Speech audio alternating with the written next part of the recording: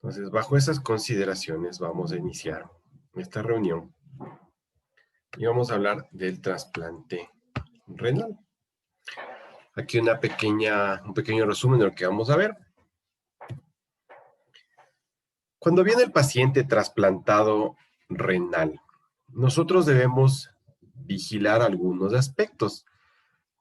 En términos generales, nosotros vamos a ver su estado hemodinámico y respiratorio, la diuresis, considerando la diuresis residual del receptor. Es decir, si mi paciente todavía orinaba, debo tener en cuenta que él tiene un basal. Es decir, sus riñones que no son explantados, porque no son explantados, porque el implante, el nuevo riñón, entra en la fosa, ilíaca derecha habitualmente y no necesita ser explantados los antiguos. Entonces hay que tomar en cuenta que ese paciente, si tenía diuresis residual, debe mantenerse ese basal sumado a lo que produzca el nuevo riñón. La inmunosupresión, cuánto y cómo fue administrada, qué tipo, a qué momento de la cirugía fue administrada, si el paciente recibió profilaxis antibiótica en la herida quirúrgica. Recuerden ustedes que la profilaxis antibiótica siempre debe ser antes de la incisión. Lo habitual, lo adecuado, lo recomendado, 1 hora antes de la incisión. ¿Sí? Y especialmente los problemas quirúrgicos, en especial los problemas cardiovasculares, ¿ok? Que son los que habitualmente nos molestan un poco más. ¿Qué más debemos vigilar el día 1? Hacer varios exámenes de laboratorio, entre ellos un hemograma, la química sanguínea cada 24 horas, niveles de los supresores cada 48 horas, ¿sí? Debemos además tener una radiografía del tórax, de electrocardiograma, 24-48 horas de electrocardiograma seguidos, y cuando hay indicaciones, porque los pacientes son muy susceptibles de infartos, pues tienen alto riesgo cardiovascular. Recuerden que el enfermo renal tiene un daño sistémico, ¿cierto? Son pacientes que habitualmente tienen mucha aterosclerosis, entonces hay que estar monitorizando frecuentemente esto. Un ecodoppler los primeros días, si es que tenemos algún problema sospechado en el implante, lo más rápido posible, no importa que no hayan pasado las primeras 24 horas, y repetir las veces que sean necesarias. Es súper importante tener el ecodoppler de control. Ahora, ¿cuáles son los objetivos de manejar este tipo de pacientes? Un objetivo hemodinámico es la cifra de tensión arterial, no solo la microdinamia, es decir, no solamente vamos a ver perfusión en este paciente. Tenemos que tener en cuenta varias cosas. ¿Para qué nos sirve mantener bien una presión arterial? ¿Por qué? Porque puede haber sangrados, es decir, si yo ese paciente tengo muy hipertenso, la mayoría de ellos son hipertensos previamente, puede haber que sangrados quirúrgicos de edema de pulmón o sangrados cerebrales con catástrofes, ¿no es cierto? Debemos mantener una adecuada perfusión del injerto y debemos mantener una adecuada presión media sistémica. ¿Cómo tratamos de ejemplificar esto?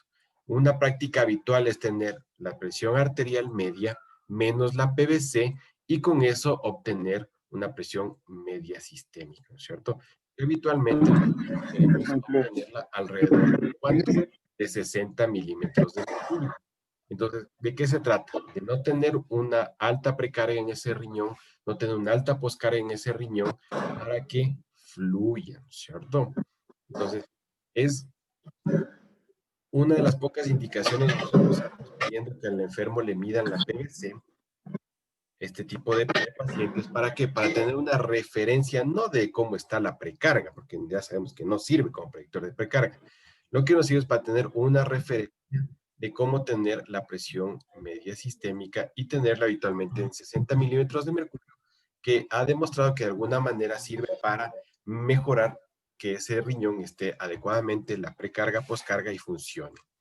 Entonces, es una medida que se debería tomar, se debería ir midiendo periódicamente.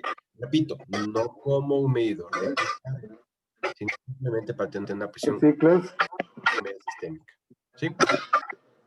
Ahora, por otro lado, voy a desactivar un audio que está por ahí.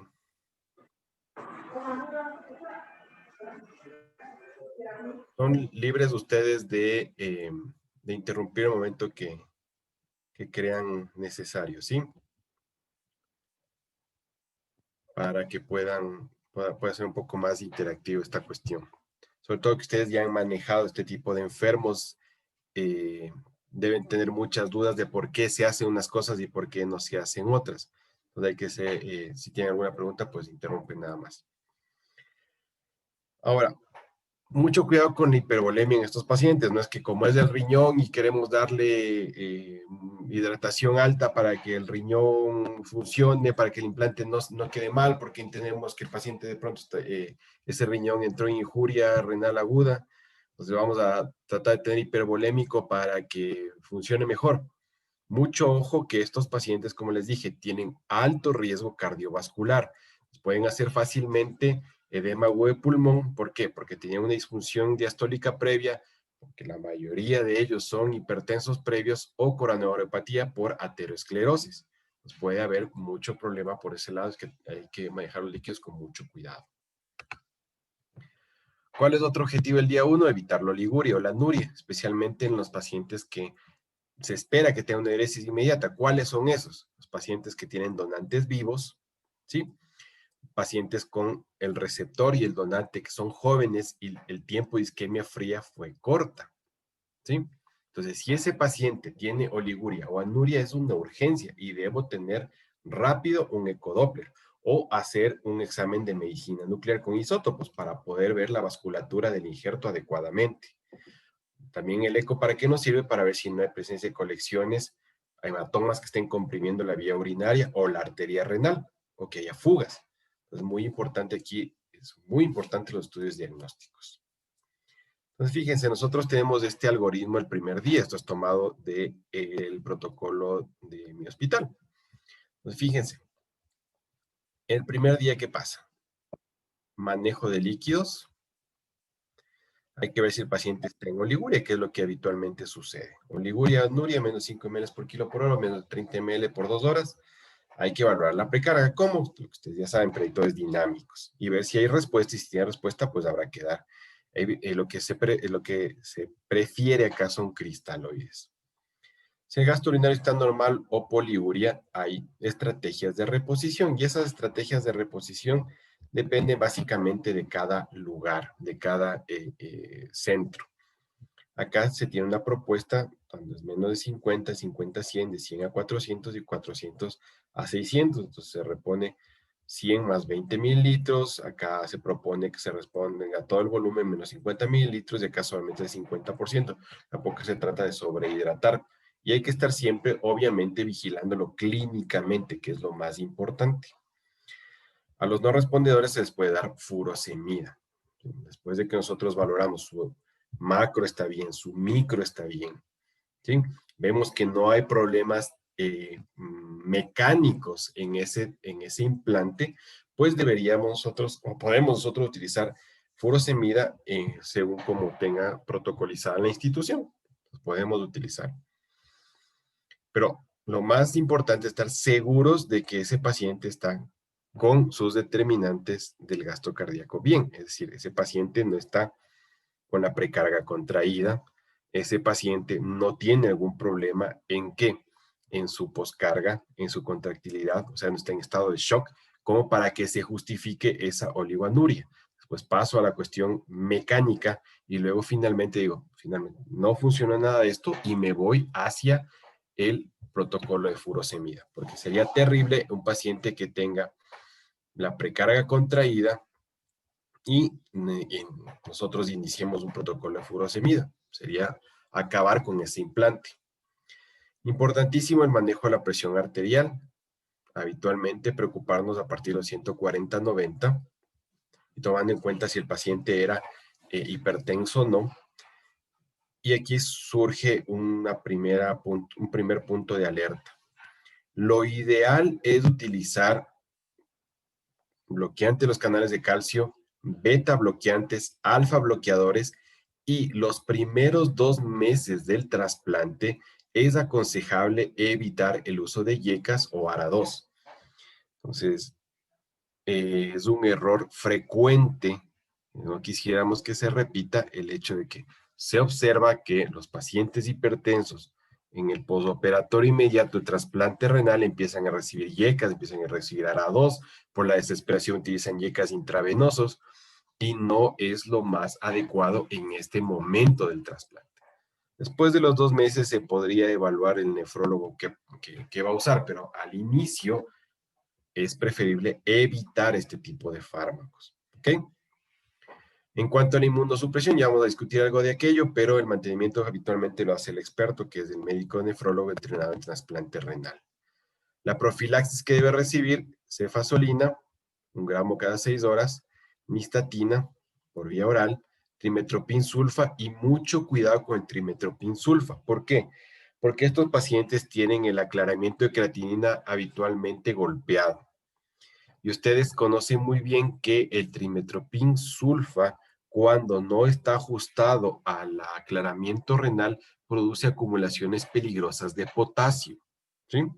Entonces, el paciente está con incremento de potasio, incremento de potasio. Estamos pensando en que hay rechazo, estamos pensando que hay disfunción del injerto y no nos damos cuenta que estamos sobredosificando del trimetropin sulfa y tenemos por eso hipercalemia. Entonces, mucho cuidado con el trimetropin sulfa. La mupirocina intranasal por el estafilococo, el valganciclovir en pacientes que tienen riesgo de citomegalovirus, isoniazida piridoxina en pacientes que tengan alto riesgo de tuberculosis o de reactivación de tuberculosis. En manejo del dolor, lo que se recomienda siempre es una analgesia peridural y si nos toca utilizar intravenosa, pues se prefieren los opioides y tratar de evitar a toda costa los AINES. ¿Correcto? Aquí tenemos un esquema de otro país de cómo ellos también enfrentan un poco las complicaciones que tienen el primer día. Entonces dice, ¿cuáles son las órdenes médicas? Las básicas, las que en todo lado utilizamos, lo que acabamos de conversar hace un rato. Lo que sí ellos utilizan es bioquímica cada 6 a 8 horas, hemograma, glicemia, creatinina, iones y gasometría. Eso hacen cada 8 horas. Y recuerden que en muchos países los pacientes trasplantados renales van a unidades de trasplante renal que no son precisamente unidades de cuidados intensivos, ¿sí? De hecho, en el hospital donde yo trabajo hay un área de trasplante renal que tiene monitorización, es muy parecida a una sala de terapia intensiva, eh, pero todavía se siguen enviando los pacientes a la terapia, cuando normalmente en otros lugares van directamente a esa área de trasplante en el posoperatorio inmediato y solamente los que necesitan soportes de apoyo vital van a la terapia intensiva. Entonces, pues eso puede suceder, eso está sucediendo y en otros lugares y es muy probable que en algún momento suceda en nuestro medio también. Bueno, acá tenemos qué pasa el segundo día con estos enfermos. Muy importante el manejo de los líquidos, ¿sí? Pacientes que tienen oliguria o anuria, yo ya no debo ofrecerles muchos líquidos. Lo que tengo que hacer es tratar de restringir, ¿sí? Entonces, mucho cuidado con aquello. ¿Por qué? Porque si este paciente ya es un enfermo renal, no está orinando, muy probablemente terminemos sobrecargándolo.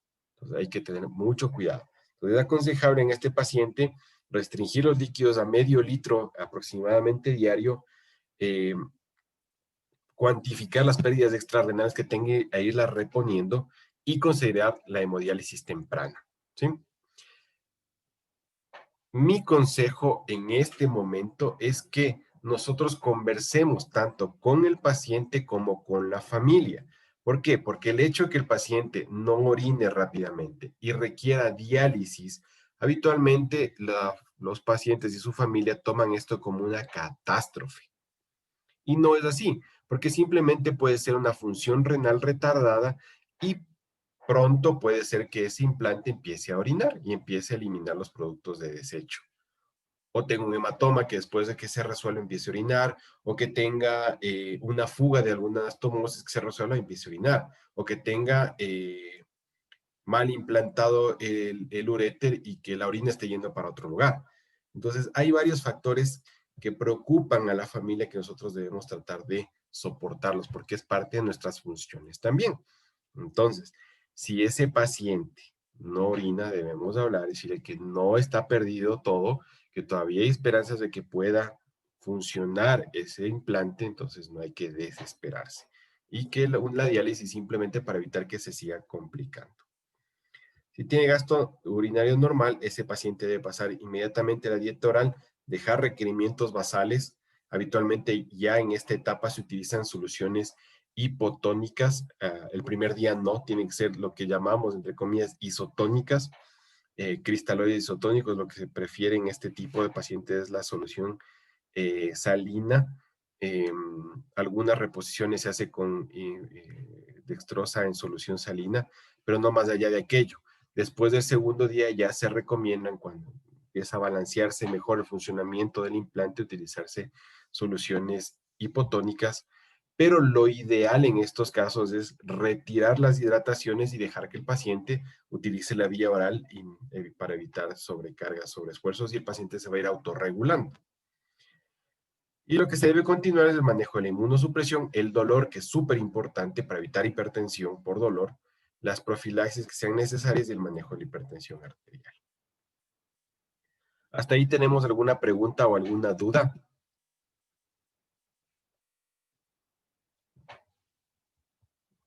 Sí están ahí. Sí, Doc, Sí, existamos. ¿Alguna Doc. pregunta? La dosis la dosis del diurético que debemos utilizar es igual con un paciente normal, o Sí. de igual manera se preferiría utilizar dosis bajas. ¿Y cuánto tiempo debo esperar, Doc, de esperar a mantener una diuresis en un gasto adecuado urinario? A ver, la dosis es de acuerdo al protocolo institucional, ¿sí? Entonces debe entrar a protocolo de furosemida. Lo que la mayoría parte usamos es el protocolo Spark, ¿no es cierto? De los chilenos, o algo similar a aquello, o adaptaciones de aquello. Entonces, habitualmente tiene que ser protocolizado. Y habitualmente los protocolos a su vez tienen una dosis de estrés, ¿no es cierto? Discutible que la dosis de estrés funcione o no funcione, y para qué funcione es para ver si es que va realmente a reaccionar al riñón.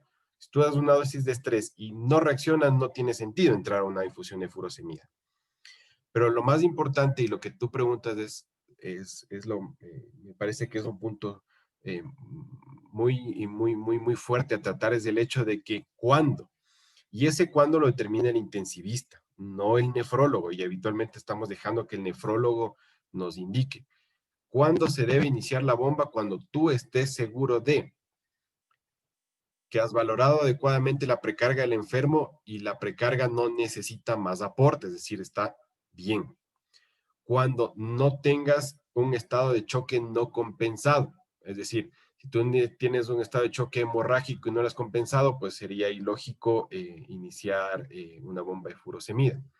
Y cuando tengas un eco que demuestre que no hay una complicación mecánica de este proceso. Es decir, la precarga está bien, el paciente no está en estado de choque, el paciente tiene un eco que me demuestra que la anastomosis está bien, que el uréter está bien implantado, que no tengo fugas.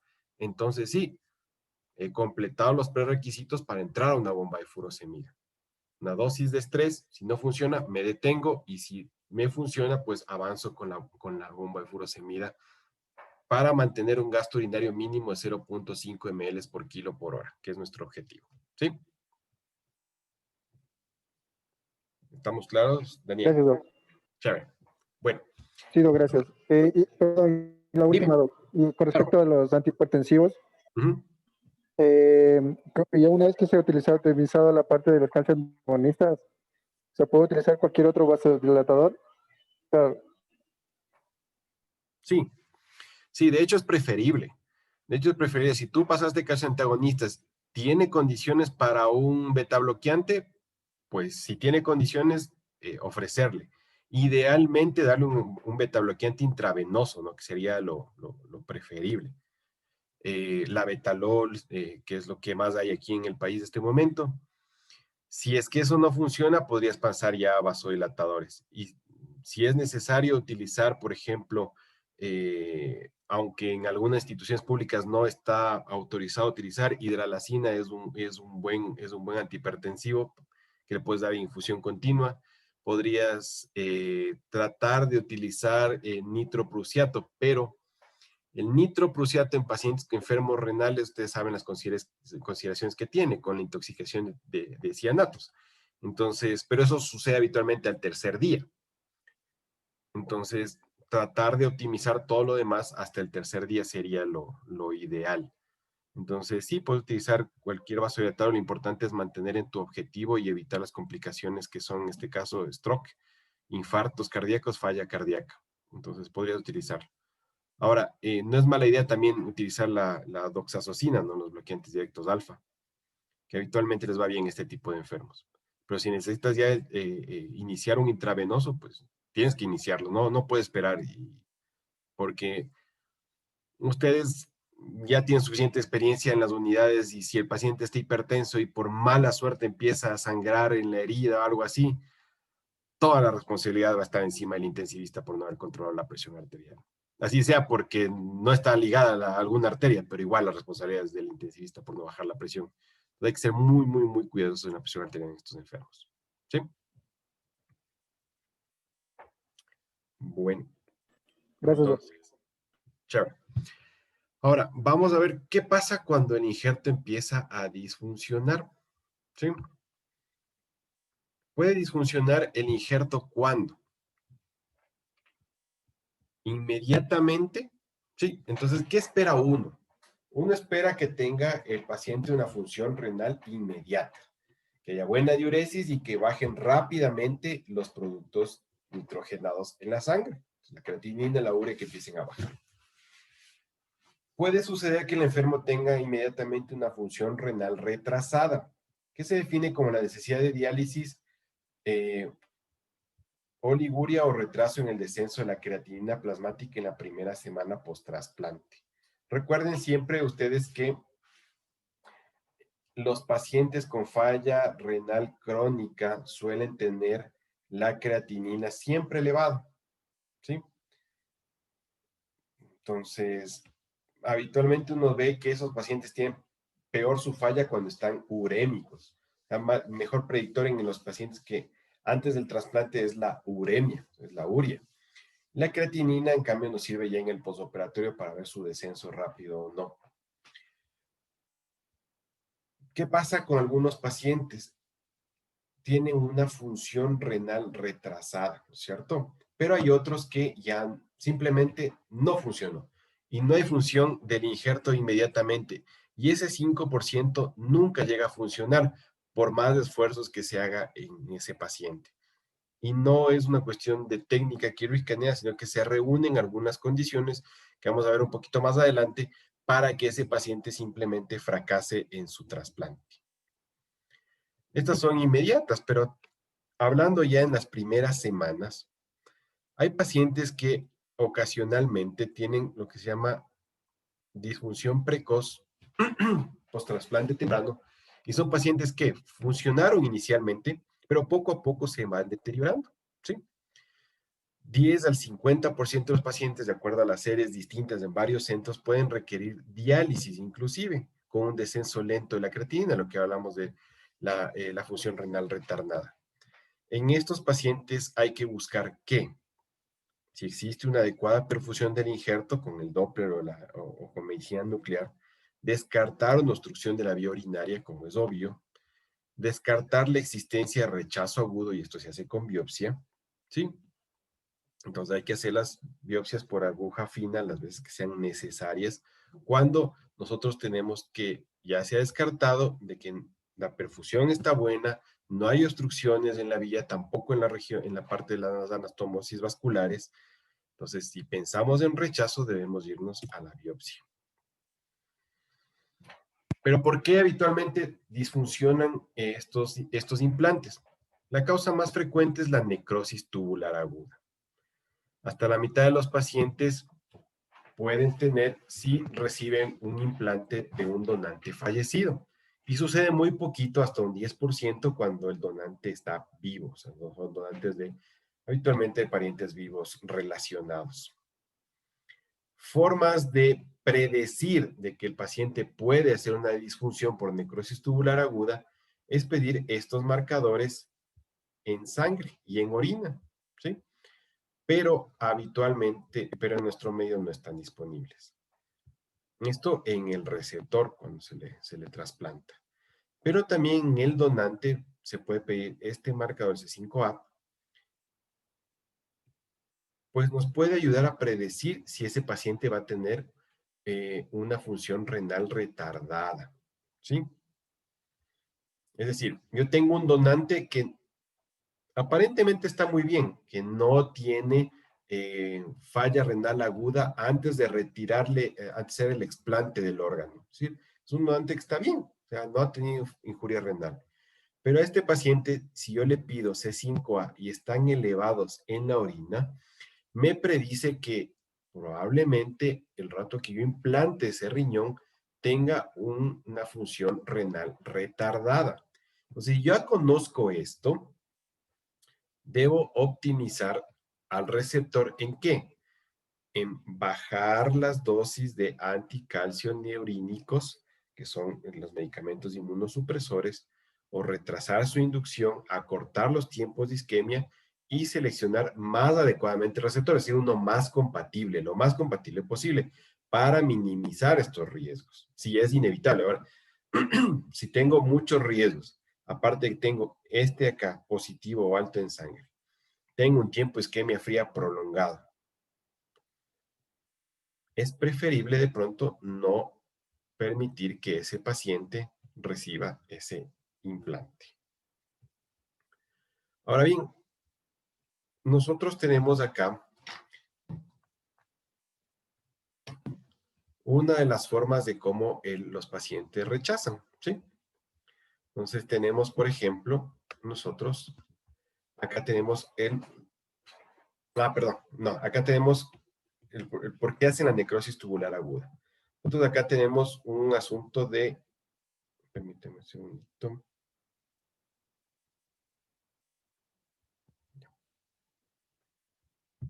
Bueno, ya vamos a ver, Andrea.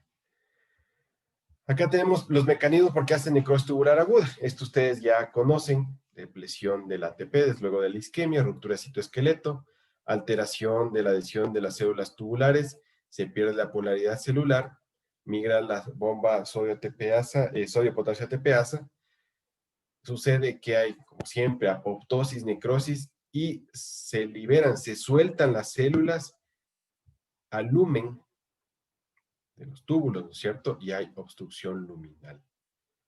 Esto es lo que sucede habitualmente en necrosis tubular aguda, por eso nosotros en el examen de orina podemos ver acúmulos, ¿no es cierto?, de cilindros que suelen llamarse celulares.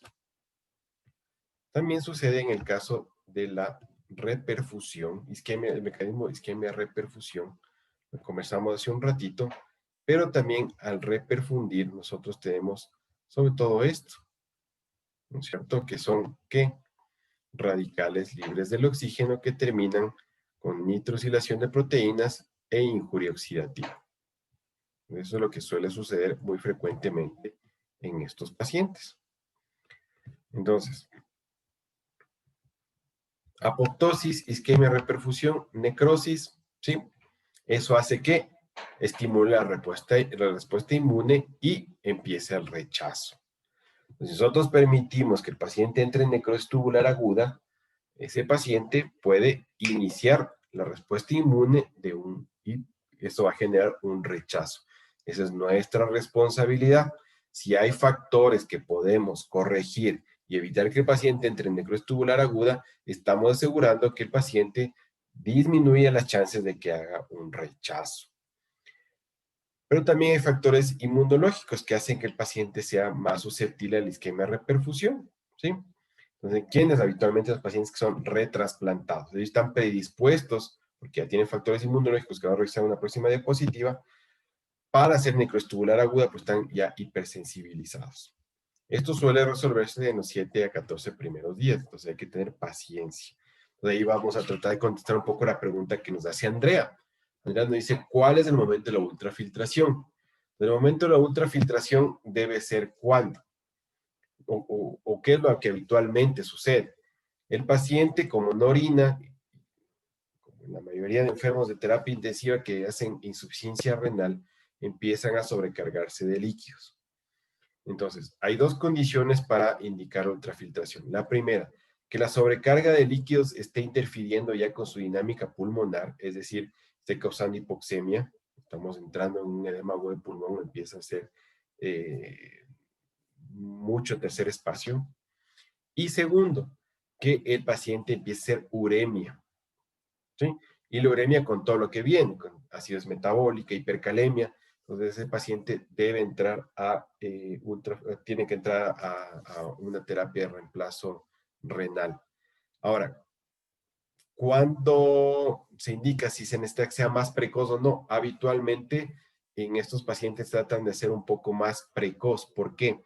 Porque el hecho de que empiece a sobrecargarse, ustedes saben que un paciente que tiene mucho líquido encima aumenta sus presiones venosas y eso puede aumentar la poscarga del implante y eso va a hacer que no filtre bien. Entonces, tratar de retirar ese líquido en exceso para bajar un poco la precarga de ese implante, la precarga, digamos la poscarga renal. Eh, entonces, si yo disminuyo la presión venosa sistémica media, muy probablemente disminuyo la tensión en la vena renal, en el sistema venoso en general, y vamos a disminuir la poscarga de ese implante. Entonces, también tiene que ver mucho con la sutura. Recuerden que mientras el paciente más hinchado está, más riesgo tiene de disencia de suturas. Pero esencialmente serían los momentos para hacer una una terapia sustitutiva de la función renal. Ahora, puede suceder también que el paciente tenga un rechazo hiperagudo y en sala de operaciones mismo van a ver un riñón como el que tenemos aquí en esta foto. El riñón se torna rápidamente marmorio, tiene parches de necrosis e inclusive rompe su cápsula. Entonces, sucede con muy poca frecuencia en este tiempo, pero puede suceder. Y en ese momento se procede realmente a explantarlo. Pero puede haber rupturas y sangrados muy importantes si se deja ese implante ahí. Entonces, existen anticuerpos preformados donantes específicos o incompatibilidad de grupos sanguíneos ABO. Por eso es muy poco frecuente esto porque se hacen muchísimas pruebas antes de dar el paso del trasplante. Otra causa es la presencia de anticuerpos antiendotelio monocítico en receptor frente al donante. Eso es muy difícil de saberlo. Se diagnostica en quirófano, como les dije hace un momento, en el momento que se hace el desclampaje, se hace cianótico blandito el riñón o se pone muy tensión, inclusive se rompe su cápsula. La biopsia de esos implantes suele haber coagulopatía intrarrenal con trombos en los glomérulos, en las pequeñas arterias de necrosis cortical. A veces puede también ser más tarde, ¿no es cierto? Y se tiene que entrar en el diagnóstico diferencial de la función renal retardada. Entonces, fíjense, nosotros tenemos en términos generales dos tipos de rechazo. Agudo, ¿cierto? Habitualmente el agudo es mediado por células T. Tenemos dos mecanismos, un reconocimiento directo y un indirecto. Entonces, las células presentadoras de antígenos donadas desplazan a un ganglio linfático local, o sea, se van para allá, y estimulan las células T aloreactivas del receptor. O estas mismas células presentadoras de antígenos del receptor procesan proteínas y presentan péptidos derivados del injerto. Finalmente, directo e indirectamente, las células T son activadas y empieza el rechazo. Poco frecuente actualmente con el tipo de inmunosupresores que usamos. ¿Cómo nos damos cuenta de nuestro enfermo? Que es la parte que realmente nos interesa a nosotros. Hay deterioro de la función, podemos tener función renal retardada, fiebre, dolor en el sitio del injerto. ¿Por qué? Porque va a empezar a hincharse el implante y la cápsula va a empezar a molestar y doler. Función renal retardada. Y claro, si se llega a hacer una biopsia hay cambios específicos, infiltración por linfocitos y otras células inflamatorias. Puede suceder en los primeros meses, pero suele haber un momento en que identifican los nefrólogos que es más frecuente esta aparición del rechazo mediado por células T, cuando disminuyen o modifican la terapia inmunosupresora, que empiezan muy fuerte y después van tratando de modular el inmunosupresor. Entonces, cuando van disminuyendo las dosis o le cambian el fármaco, suele suceder que el paciente empieza a tener fiebre, dolor y deterioro de su función. Entonces, habitualmente es rechazo, pero si sucede más temprano, tiene fiebre, tiene dolor y empieza a tener, empieza a deteriorar la función, ¿qué va a pensar el médico intensivista? Habitualmente piensa que está infectado. Entonces, mucho cuidado con esto. No toda fiebre y dolor en el sitio quirúrgico nos habla de infección. Podemos estar hablando que tiene un rechazo agudo mediado por células T. Entonces, mucho cuidado con eso en estos pacientes. Y por el otro lado tenemos el rechazo agudo mediado por anticuerpos. Entonces, tenemos el órgano trasplantado con sus antígenos HLA, entra en papel los linfocitos B y ellos finalmente estimulan la cascada del complemento y empieza el rechazo. También se le conoce como rechazo agudo humoral y es la causa más frecuente de disfunción aguda y crónica del trasplante renal, ¿cierto? Esto es muy importante porque es ahora la causa más frecuente. Pero es muchísimo más frecuente en los pacientes que tienen retrasplantes y ustedes han de haber visto que hay pacientes que van por su segundo trasplante renal. Entonces, ellos hay que tener mucho más cuidado de esto porque están un poco hipersensibilizados a aquello. Se manifiesta a pocos días o semanas dependiendo de la inmunosupresión que se utilice, ¿sí? Otras causas por que nos puede disfuncionar, pues obviamente la obstrucción del tracto urinario y la fuga urinaria, oclusiones vasculares o la hipovolemia, eso ya hemos conversado. Pero también hay otras causas que habitualmente no las pensamos. Y una de ellas es súper importante y que el intensivista no lo suele tener en cuenta en principio hasta que conversa con el médico nefrólogo, es la toxicidad por los inmunosupresores. Los que más se usan, el tacrolimus de la ciclosporina. Entonces, se define como un trastorno hemodinámico funcional, dosis dependiente y afortunadamente reversible. ¿Por qué? Porque hay una disfunción endotelial donde disminuyen los vasodilatadores y aumentan las sustancias vasoconstrictoras. Hay constricción arteriolar, disminución del flujo y el filtrado glomerular. ¿Sí? Por eso se dice que es hemodinámico funcional, porque el tacrolimus o la ciclosporina pueden causar esta disfunción endotelial con desbalance entre las sustancias vasodilatadoras vasoconstrictoras del implante y disfunción del flujo. Otros factores además que pueden influir acá son la edad del donante, el uso de AINES, por eso es muy importante no usar AINES en estos pacientes, depresión de sodio por el uso de diuréticos, pleomorfismos genéticos, que bueno, eso se puede estudiar, no se hace todo, pero bueno, se podría estudiar, y sobreexposición sistémica local al fármaco, sobredosificación. ¿Cómo se presenta? Disfunción aguda en injerto, es decir, falla la función, hipertensión arterial, entonces, si en algún paciente nosotros vemos que empieza a haber disfunción e hipertensión arterial, un paciente que no estaba hipertenso y que tenía buena función del implante, debemos preguntarnos si tal vez esa disfunción aguda y esa hipertensión tienen que ver con toxicidad a los inmunosupresores. ¿Ok? Puede aparecer hiperpotasemia, hiperuricemia, acidez metabólica, claro, porque está disfuncionando el injerto. Hipofosfatemia, hipomagnesemia, que contrasta con lo que solemos encontrar en los pacientes que tienen falla renal aguda, por ejemplo, sabe haber, sabe haber niveles altos de magnesio. Entonces, el paciente hipomagnesémico, hipercalciuria, ¿sí? Entonces, mucho cuidado con el enfermo que empieza a deteriorar su función, empieza a hacer hipertensión, no tiene dolor, no hay una causa evidente de la hipertensión. Le pido exámenes, tiene hiperpotasemia, hiperuricemia, si es metabólica, hipofosfatemia, hipomagnesemia, hipercalciuria en la orina. Ese paciente probablemente está haciendo toxicidad a los inmunosupresores y puede ser reversible. Entonces, mucho cuidado con esto, que es un punto que habitualmente no lo hacemos mucho caso. Pensamos que la hipertensión sí es reactiva, la hipertensión, el paciente hipertenso y dale. Y de pronto el problema está por acá. Otras drogas también pueden causar disfunción. Como ustedes ya saben, hay aminoglucósidos y antibióticos en general. Por eso es que repetimos que los antimicrobianos usados como profilaxis o tratamiento deben estar ajustados a la función renal. ¿sí? Y si se debe retirar anticipadamente. Pues nada, peor que se pierda el implante.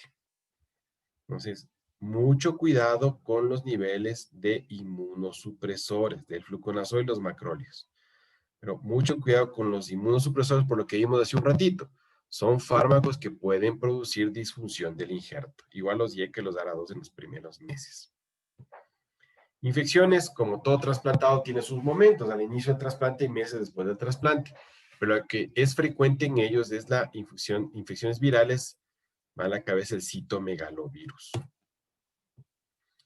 Entonces, en resumen, inmediatamente necroestubular aguda, rechazo hiperagudo, tanto por células T por anticuerpos, obstrucciones del flujo urinario, fuga urinaria, trombos vasculares, ateroembolismo, que es frecuente en estos enfermos, hipovolemia, toxicidad por drogas, por contraste, síndrome hemolítico urémico o el injerto no era viable, definitivamente.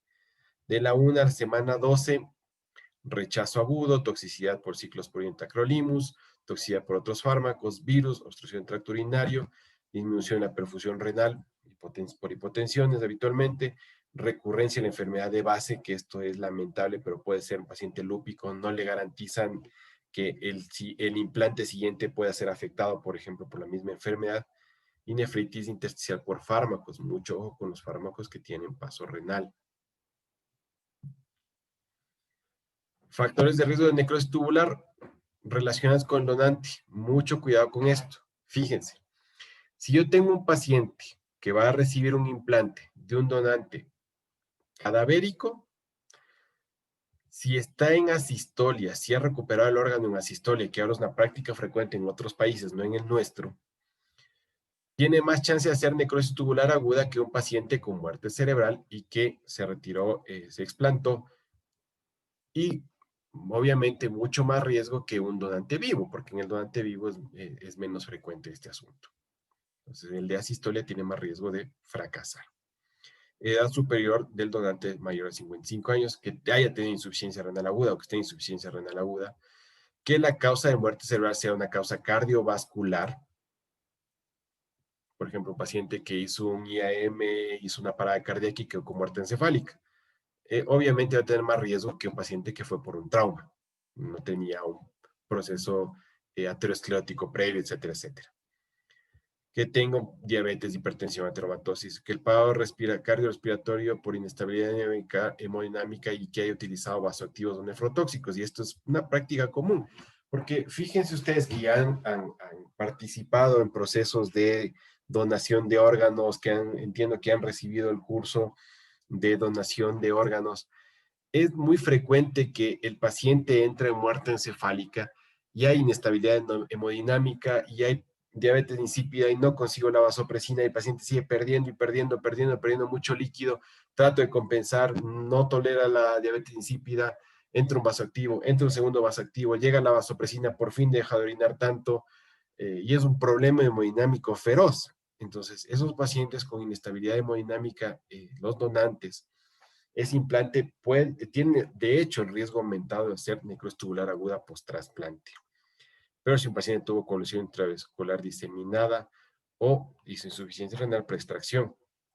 Ahora, factores relacionados con la extracción como tal. Entonces, tiene que haber un equipo entrenado de extracción de órganos. No es así nomás que cualquier cirujano puede entrar y sacar un órgano. Entonces, ¿hay más riesgo de cuando hacen el explante por la laparoscopía que cirugía abierta? Sí. Mucho cuidado en los pacientes que hubo mucha tracción de los vasos renales con personal poco entrenado. El líquido en que fue preservado, por ejemplo, el Euroconins tiene mayor riesgo que el Wisconsin, pero es igual al Celsius. Entonces, ¿qué solución de preservación se utilizó? Eso siempre ponen en los protocolos. Entonces digo, podría ser que porque esos pacientes utilizaban Euroconins tenía inestabilidad cardiovascular previa, el paciente tuvo una muerte cerebral y fue explantado en asistolia. Entonces, bueno, hay mucho riesgo de necrosis tubular aguda y yo me preparo para ello. Y esto que es bastante frecuente también, tiempo de isquemia fría prolongado. Cada 6 horas de tiempo de isquemia fría aumenta un 23% el riesgo de que se produzca una función renal retrasada. Pues claro, a mí sí me angustia que dicen, ¿cuánto fue el tiempo de isquemia fría? 24 horas. Vamos, o sea, tengo muchísimo riesgo de una necrosis tubular aguda post-trasplante. Me dicen, ¿cuánto tiempo fue la isquemia fría? No, 5 horas. Perfecto, vamos. Entonces, eso sí influye. Y es frecuente también porque todavía nos falta mucho en el asunto de trasplantes acá en el país que los tiempos de isquemia fría sean prolongados.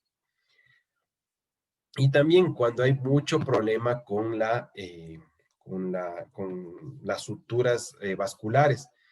Esto es menos frecuente porque los cirujanos que están dedicados al trasplante renal tienen mucha experticia en esto, donde el tiempo de isquemia caliente muy prolongado también es un factor, pero cada vez es menor. Los tiempos de isquemia alrededor están entre 7 y 15 minutos, entonces no es un factor muy interviniente actualmente. Factores relacionados con el receptor, que tenga uso de diálisis preoperatoria, más si es que es hemodiálisis, contracción del volumen, obviamente si entre hipovolémico y polubinémico, un hematocrito bajo tiene mucho riesgo de necrosis tubular aguda, disfunción cardíaca por ateromatosis, obviamente mucho. Pacientes sea el segundo o tercer trasplante ya tienen riesgo inmunológico, como vimos hace un rato, y que tenga nefrotoxicidad por anticoagulación neuríticos, ahí generalmente se cambia a otro tipo de inmunodepresores y es porque tienen esta molécula expresada que es frecuente, pero no sé si la podemos medir acá, no tengo conocimiento. Entonces, otra vez, ¿cómo deberíamos actuar? Si tengo una disfunción temprana del injerto, el paciente tenga anuria, inmediatamente un Doppler. Ese rato, un Doppler. Si no hay vascularización, pues tengo que hacer una arteriografía para ver dónde está el stop. Hay un trombo, hay una estenosis por una sutura muy apretada, no lo sé. Pero la arteriografía y la flebografía nos van a ayudar a saber si es que es un asunto arterial o venoso que puede ser resuelto rápidamente y no vamos a perder ese implante. Si tengo colección o hidronefrosis porque un hematoma está ocluyendo la vía urinaria y está haciendo una hidronefrosis, puedo hacer una pilografía anterior y generalmente eso termina en sala de operaciones. Si es que esto está bien, debería pensar en hacer una biopsia. ¿Sí? Ahora, si el paciente está con disfunción, todavía no está en anuria, pero tiene riesgo inmunológico. ¿Quiénes tienen riesgo inmunológico? Están habitualmente hipersensibilizados, que tuvieron otro trasplante, inmediatamente un ecodoppler, sí, y valoro esto, ¿no? La vasculatura, patologías previas, la biopsia si es necesario. Sin riesgo inmunológico, este paciente no tiene por qué haber hecho un daño de este tipo.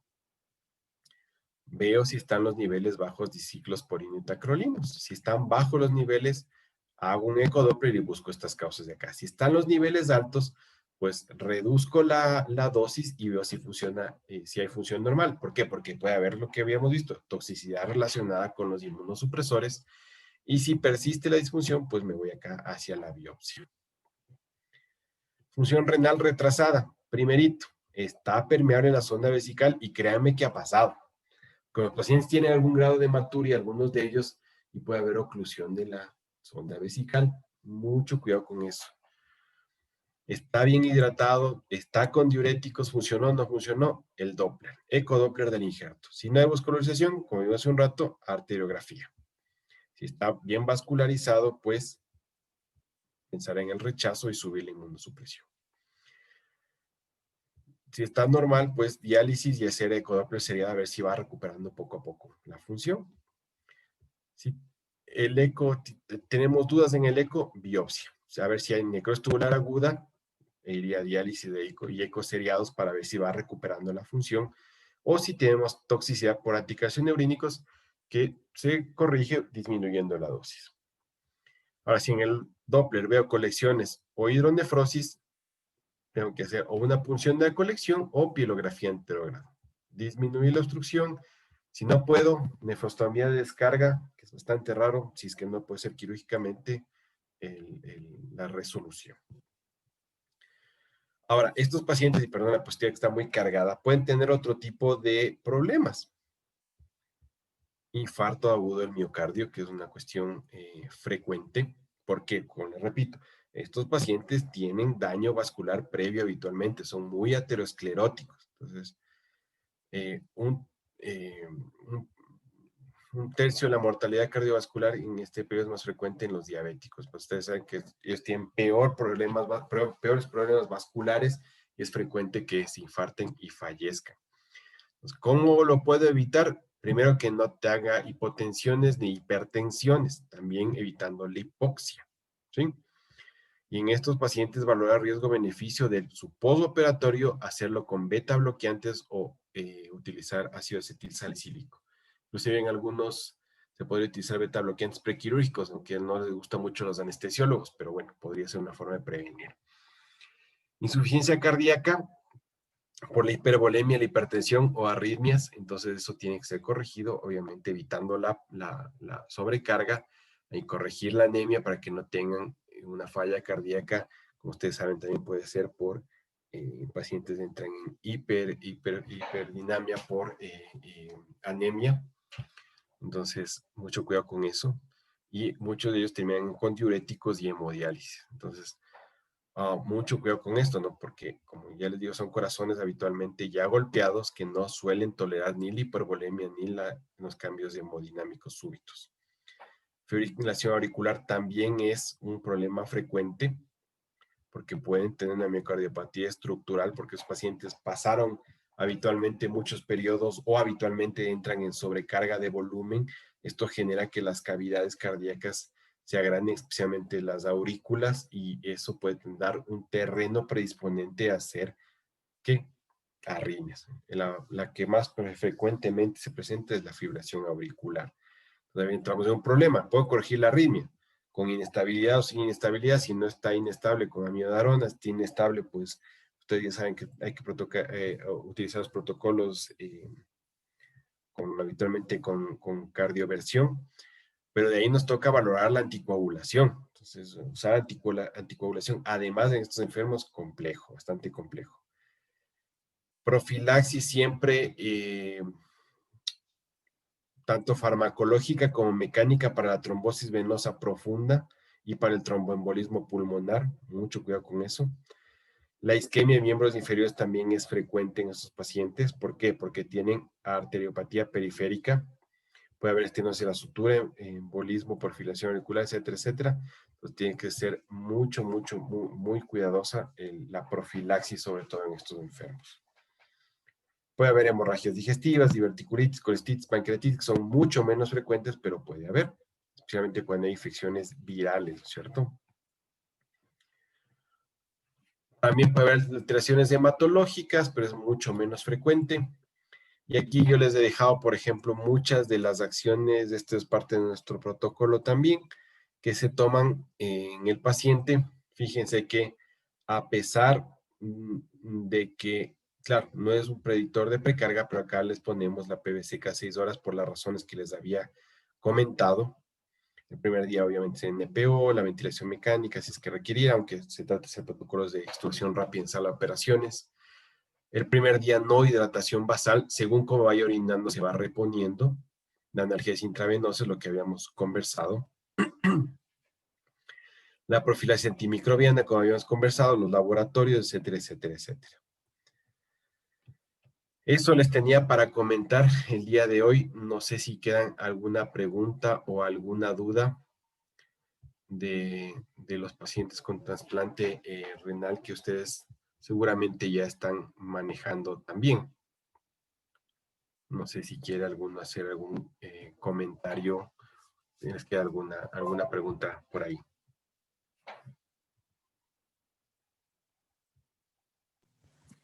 Yo doy buenas tardes. Buenas Hola. noches, perdón. O sea, bien se estableció este punto de reanimación o sea, hacer una buena reanimación en el día 1 que usted mencionaba, es decir, el paciente cuando aborda. Pero ¿y cuando no tenemos herramientas, doc, para hacer una evaluación objetiva de si estos pacientes están o no hipovolémicos? Por ejemplo, como estamos ahorita en el HCAN, que el eco no está funcionando y no tenemos una forma objetiva y son pacientes que no, por lo general no llegan ventilados como para hacer alguna prueba de variación de pulso o estas cosas. Entonces, ahí sería aconsejable apegarnos netamente a a los protocolos de reanimación, según su experiencia, qué tal le va cuando uno se apega a un protocolo establecido y más no hace una valoración individual o más bien un poco objetiva. Bueno, ahorita en todo el mundo, ninguna reanimación protocolizada está indicada. Es decir, si ustedes estuvieron, por ejemplo, en el World Sepsis Meeting, el doctor Emmanuel Rivers, que fue quien creó la reanimación por objetivos, básicamente, bueno, quien estructuró y después la aplicó y publicó finalmente, él mismo dice, yo ya no utilizo esa reanimación. Entonces, todo tiene que ser personalizado, absolutamente personalizado. Entonces, tienes que buscar las herramientas que te quedan. Si yo no tengo el eco, si no tengo un análisis de la variación de presión del pulso porque no tengo, el paciente no reúne los requisitos, que es muy frecuente ahora. Entonces, yo debo buscar otras herramientas. Entonces, una de las herramientas que se propone desde Chile es que tú hagas, por ejemplo, una diferencia de la, ¿cómo es? Del llenado capilar con elevación pasiva de piernas, por ejemplo. Entonces, dices, a ver, a este paciente, yo le reviso clínicamente cómo están sus mucosas, cómo está, cómo se siente, tiene sed, no tiene sed, reviso el balance de sala, reviso el balance de cuidados intensivos, veo, le ausculto que no tenga rales pulmonares, veo que no esté edematizado, le hago una respuesta de llene capilar a la elevación pasiva de piernas, miro cómo está su lactato, miro cómo está su delta de CO2, miro si tiene exceso de base de ácido metabólica, etcétera, etcétera, etcétera. Entonces digo, perfecto. A este paciente de pronto sí le hace falta un poco mejorar su precarga y le hago un reto de fluidos y veo si es que estos parámetros, todos los que valoré previamente, mejoraron o no. Entonces, quiero que le veas a la reanimación en este y en todos los enfermos con una cuestión integral y personalizada. ¿Sí? Entonces, nadie más va a saber de ese enfermo más que tú, que lo examinaste de pies a cabeza y examinaste la analítica que tienes a mano. Porque sí, ahorita sucede que no tienes nada con qué en mi hospital. Entonces, ¿qué te toca? Hacerlo clínicamente y echar mano de los predictores que de alguna manera tienen algún sustento, pero no solamente ese, sino integralmente.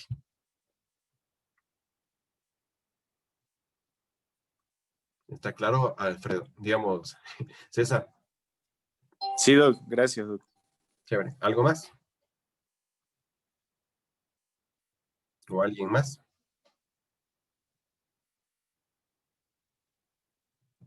¿No?